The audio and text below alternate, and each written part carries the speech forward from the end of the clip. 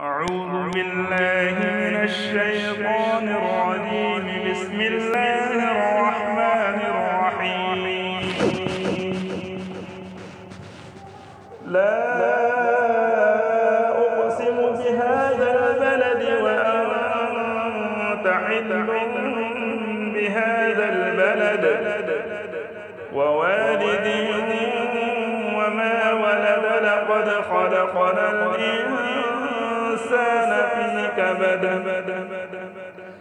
أيحسب أن لن يقدر عليه أحد يقول أهلكت مالا لبدا أيحسب أن لم يره أحد ألم نجعل له عينين ولسانا وشفتين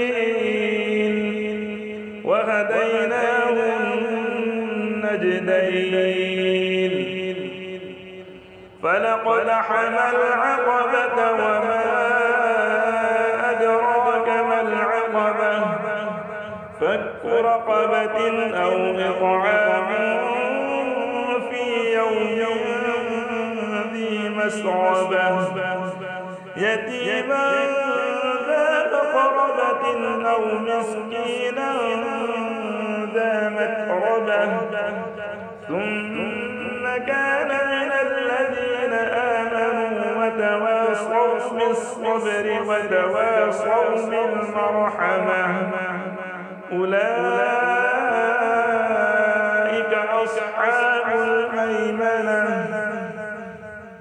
والذين كفروا بآياتنا هم أصحاب المشأمة عليهم نار مؤصدة صدق الله العظيم.